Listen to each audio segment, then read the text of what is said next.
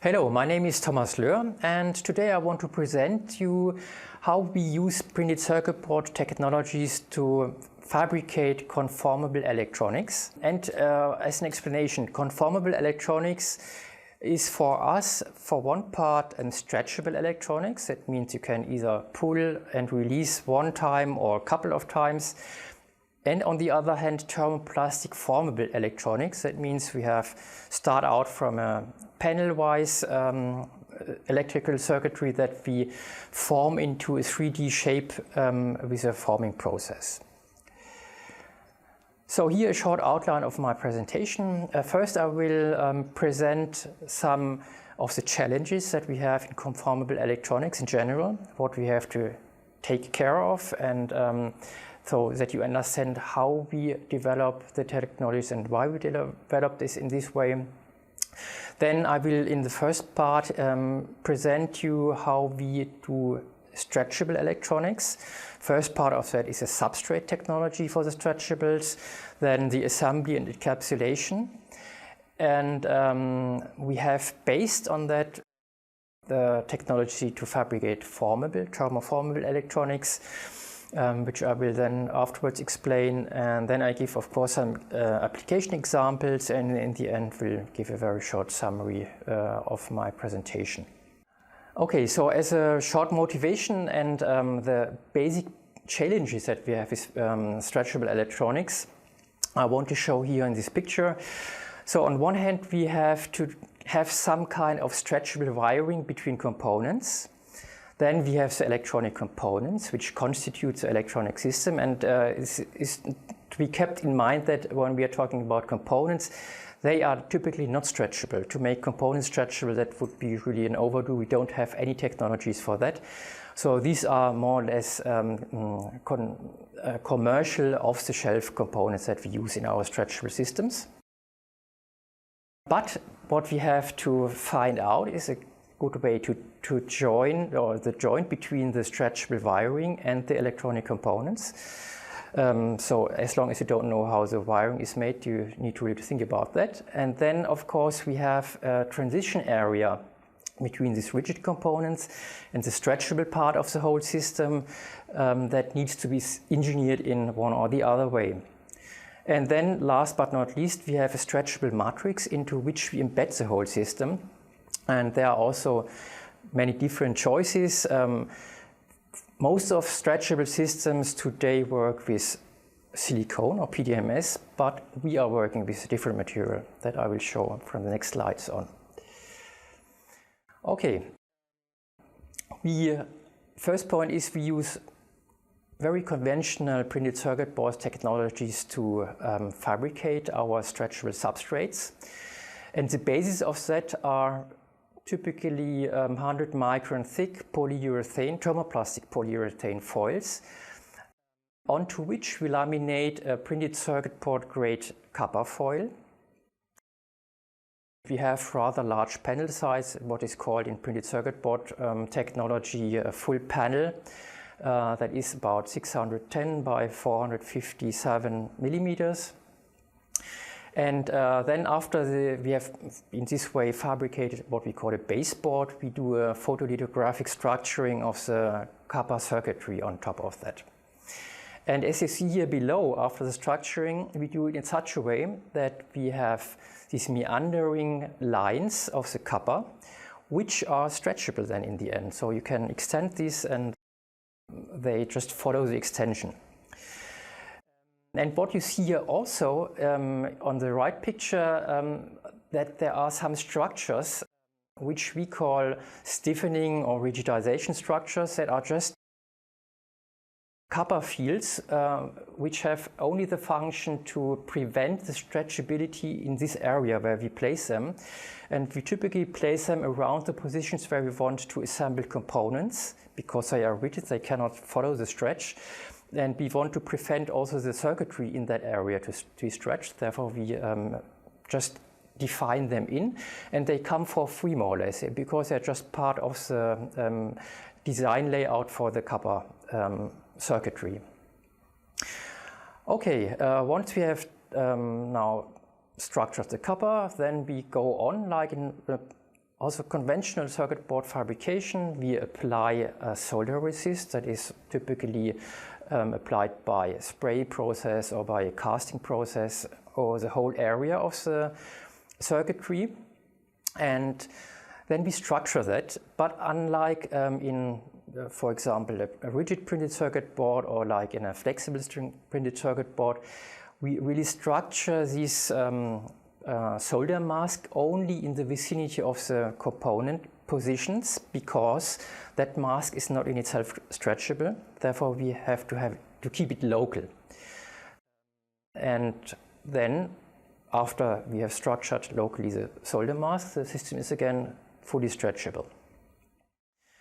And the next step is we want to protect the remaining open copper structures from any environmental influences. Therefore, we laminate another layer of this thermoplastic polyurethane, exactly the same material, also about 100 micron thick, on top of the circuitry. However, in this case, we have openings at the positions where we have the solder mask and the positions where we want to assemble components. So there's a certain overlap between the solder mask and this covering polyurethane film. And by this we encapsulate the full circuitry of the copper. And you see an example of this here on the right side. You see here this little red brownish copper pad opening, then a little bit the green is the solder mask, and then the opening of the covering polyurethane is here shown around the contact pad. And in the lower right you see the same for a system with LEDs, for example. In this case, the only point is here that we have a white solder mask instead of a green one, which is more common. And after we have done that, we can apply a surface finish onto the copper contacts, which is pretty used to improve the wettability of the contact pads with solder and also to increase the shelf life of the product that we have here. And with this, more or less, we have finished the substrate fabrication. But I would like to show in my next, first the basic machines that we use for this. As I said before, we are using a full set of normal printed circuit board fabrication technologies. Well, of course, we use a thermoplastic polyurethane, which is very well compatible with all these processes and machines. The copper is meander shaped, as I said before, and we do it on a full panel. And you see here on the lower panel vacuum lamination press that is used. Then we have a structuring. In our case, it's an LDI system, so it's a maskless way to structure the etching mask. And we have an etching line, drilling machines. I show later on why we use drilling also. That is for making it double-sided, for example. And then plating, of course, and testing, and we use for cutting of the polyurethane films typically a laser driller or laser cutting machine. And now a little bit about the materials, because polyurethane is not so familiar in electronics substrate fabrication. The material that we use is not at all electronic grade. It is fabricated by square kilometers. It's rather cheap compared to normal electronic materials. It has quite nice properties. It's quite resistant to many different chemicals. It has a very high tensile strength. One of the really big advantages over silicone, for example, is that it has a very high tear resistance. That means even if there's a little notch in the edge of the system, you can pull and it doesn't fall apart or tear apart like it would very often happen with silicone films or so. And we can get these films with a very reproducible thickness of 25, 50 or 100 micron. And these films are made by a blowing procedure. This machine is shown here, just how it works. It's a very big thing, like an 8-meter high tower where the film is blown up, and the blowing and pulling speed defines the thickness. Well, maybe a little bit about the chemistry. The thermoplastic polyurethane is a so-called copolymer material, which consists of a hard and a soft phase, and during the heating, the hard phase detaches a little bit from the soft phase so that it can remelt again. So on the other hand, as I said before, we use these PCB grade copper that are foils again, or sheets. Typically we use thicknesses of 18 micron or 35 micron. And PCB grade means that we have one side of the foil shiny, so it's a very flat and smooth surface. The other side is intentionally roughened, also for all of the other printed circuit board processes, in order to promote the adhesion to epoxies in printed circuit board, or in our case to the polyurethane. And a very important point is that we have good adhesion between the polyurethane and the copper, which is the case by chance. So we have done a lot of experiments on pulling the polyurethane off the copper, and adhesion is excellent, and that is a very important point in order to make a really robust system with this technology. Okay, here are some points about the stretchability that I was referring to a couple of times now. On the left you see stretch tester that we are using here, and you see the test sample with a certain design of the meanders. And we have seen, using quite special designs of the meander, that we can even extend such a substrate by threefold, so 300%, before we see a disrupture of the copper lines. I mean, at a certain point, of course, we have a disrupture, but 300% is already pretty much. But that is true only for a single extension. If we go to cyclic extension and release, then the situation is a little bit different. After a while we will see a fatigue failure. That means like you bend it and rebend it, then we see this type of failure, and that depends for once also on the design, but also on the extension that we use for this for this cyclic release and stretch. And as you see here, if we go for an extension of 20%, then we can do something between 100 and 200 cycles before we see the fatigue failure. But if we reduce extension to about 2.5%, then we get something like in the range of 50 to 60,000 cycles before we see the failure. And also one point about the failure, how it occurs. So this is really a one-stop failure occurrence. So we have no change in conductivity or resistance over the full line until the point where it breaks, and then we have no contact anymore. So that's from one to the next cycle. We have some sudden opening of the line, and then it's disrupted. That is different with other types of meanders. So if with other types of conductive materials, for example, if you would use a printed paste or so, you see more or less a gradual decrease of the resistance of such a line.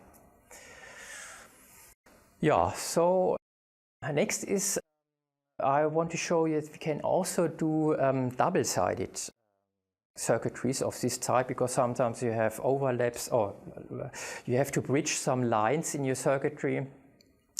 And For this, we start out with a double layer copper laminated around a polyurethane. Again, that's a copper clad polyurethane, so to say. Then we drill holes through that, like in normal printed circuit board fabrication. Then we do the plating process in order to establish the electrical contact between the top and bottom surface. And then we structure one side of this build-up, which we call the inner side. And why we call it the inner side, you see in the next slide. Because we use this inner side, we laminate to the next TPU full area film, so that is a base film now. And we have now one polyurethane layer, then we have a structured copper layer, then we have a next polyurethane layer, and then we have on top of this a more or less full area copper layer. And that is then processed just as I have told before with photolithography, solder mask and so on. And you see on this slide also how we do it practically, in a sense. What I've shown you so far is the principle of how we build the substrates up. But in practice, we have the whole system during the fabrication on a temporary rigid carrier board. And the construction of that is shown here. So we have a typically 1 millimeter thick FR4 panel, onto which we do again polyurethane. Then we have a separator foil, and on top of that separator foil we build up the finally functioning system. And this gives us the opportunity to handle the full construction throughout the manufacturing and also during the assembly of components as very conventional printed circuit board. And that is a very, very great advantage in doing it in this way and this technology. Yeah, you see here also on these small insert pictures some images of these double layer build-ups that we have realized here. In the same way, we could even add further layers. We have so far realized also, up to 3 layers, which was necessary for shielding of a signal line in a certain project. But, well, if we do it very thick, so very, very thick build-ups, then the whole system becomes less and less stretchable, and therefore we rather keep it with a low number of copper planes in our stretchable systems. Okay, the next point after we have finished the substrates is then of course the assembly of components onto that. Since the polyurethane is a thermoplastic material and it starts to become a little bit soft from about 150 degrees centigrade on, we cannot really work here with the more, let's say, conventional lead-free solder materials, which need a reflow temperature of about 260 degrees. That would be too much for the polyurethane. So instead we use tin bismuth as a solder that has a melting point at close to 140 degrees. We then typically have reflow temperatures of 160 degrees. And this material is also commercially available, and we can get it as a paste, a type 4 paste, that can be either printed by a stencil or dispensed onto the substrates. And it is also used in industry a lot for special applications. And then, as you see on the right, we do assembly. As I said to you before, we handle the full build-up during fabrication on rigid panels, and therefore we can drive these through an automated assembly line. It is really high-speed assembly, fully automated, and that goes pretty fast. And after that we drive through the reflow oven, and then the circuitry is functional in principle. What we then can add, and we do that in cases where it is needed, depending really on the application case and where it is used. We can apply encapsulation over the components. This is typically for the protection of components against the user or the environment, but it's also an opportunity to engineer in quite some detail the transition area between the more stretchable and the more rigid parts of the system. So this is, besides these rigidization structures that I've shown before, this is a second opportunity to engineer really this transition area, which is quite important. Otherwise you have here an intentional breakage point in your system. Well, and then some first applications now related only to the stretchable electronics that we did. Here you see on the upper left, that is more or less on the right side of that, you see an electrode array that was used for medical investigations or monitoring of the bowel movement, so the muscular activities. Then below you see a very lightweight and very soft and easy variable band aid that is attached on the eyelid, and it's used for to monitor the rapid eye movement during sleep, for a sleeping lab in the end. And on top, this black part that is mounted somewhere between the eyes, that is electronics for the readout, and on the bottom you have two acceleration sensors. On the right you see a medical diagnostic band-aid that contains in the stretchable build-up some LEDs, photodetectors, and in order to do a diagnostic of the kidney functions in this case. And the readout electronics, which is still a little bit bulky, is then attached to the and let out from the stretchable part of the electronics, which is directly attached to the skin. Then a next big field for the stretchable electronics was the integration into textiles. You see here also a partially medical application. In that case, we had a shoe insole sensor with 3 pressure sensors, and we have structured the stretchable circuitry so that we removed most of the polyurethane and laminated the remaining part into non-woven material, top and bottom, and that resulted in a very nice lightweight structure with these 3 integrated sensors, and at the side we feed out the connectors to the sensors and go from there into the readout electronics.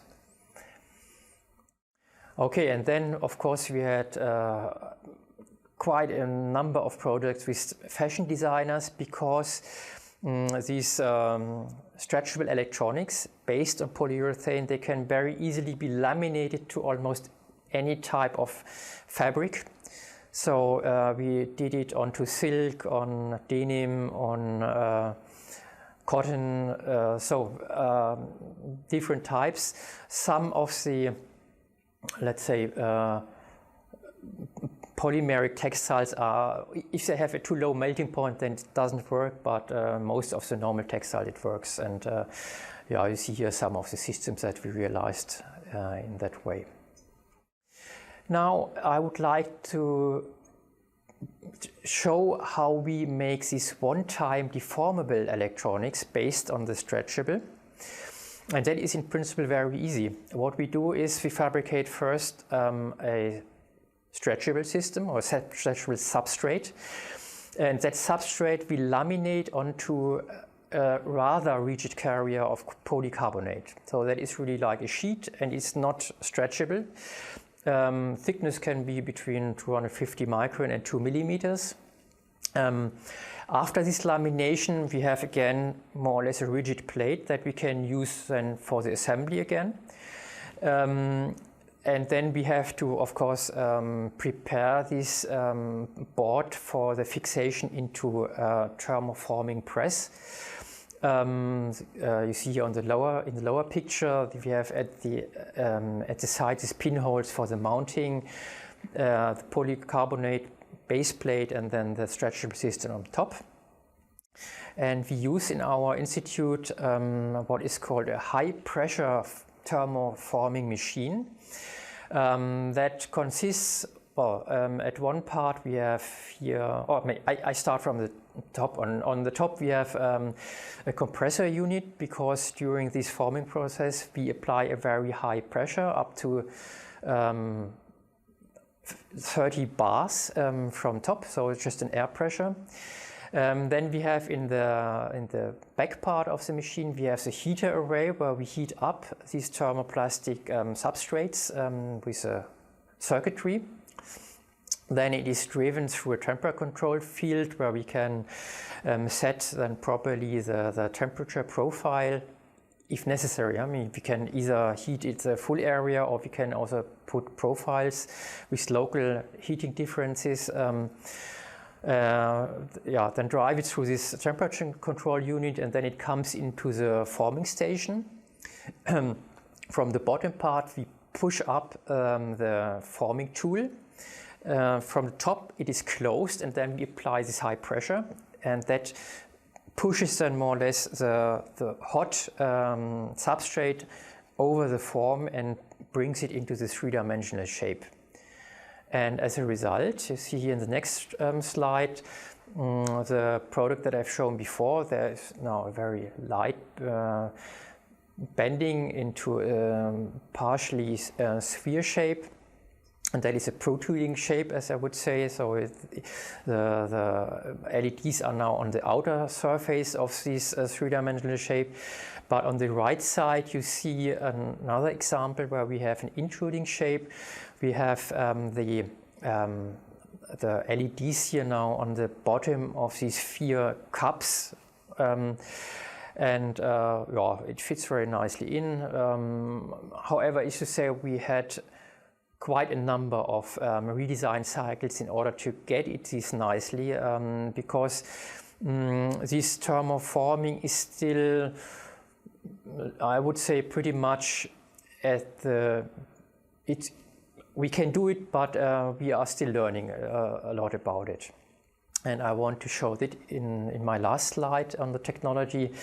You see here also a very simple shape. We have here half sphere, which is about 7 centimeters in diameter.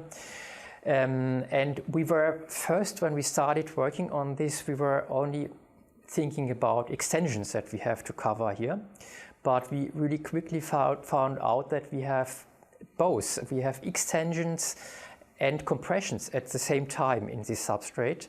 You see here on the left picture, we have in these ring-shaped structures quite some compression. And in the radial structure, we have extensions.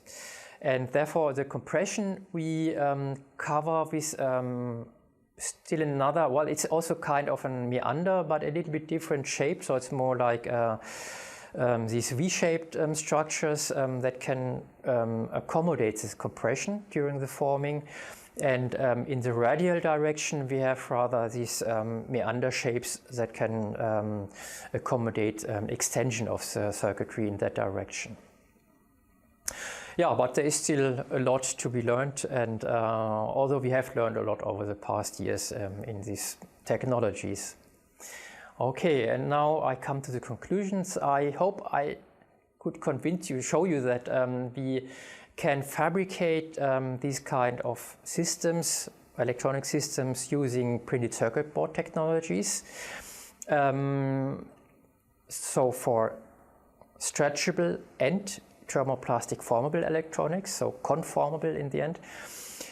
We have meanwhile a fully established industrial fabrication chain. So the substrates, they can be fabricated by a couple of printed circuit board houses in Germany by now, but also we have suppliers who do not hesitate to take such kind of substrates for assembly of components.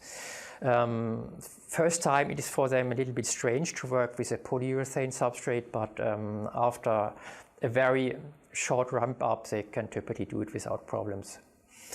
Yeah, over the past 10 or 12 years we have done lots of test vehicles and demonstrators. One, and that was the original aim to develop these technologies, was for medical. And maybe also as a side remark, we have meanwhile a group here at the Institute who is only working in really medical and implantable electronics in this direction, but with the same basic ideas for the fabrication.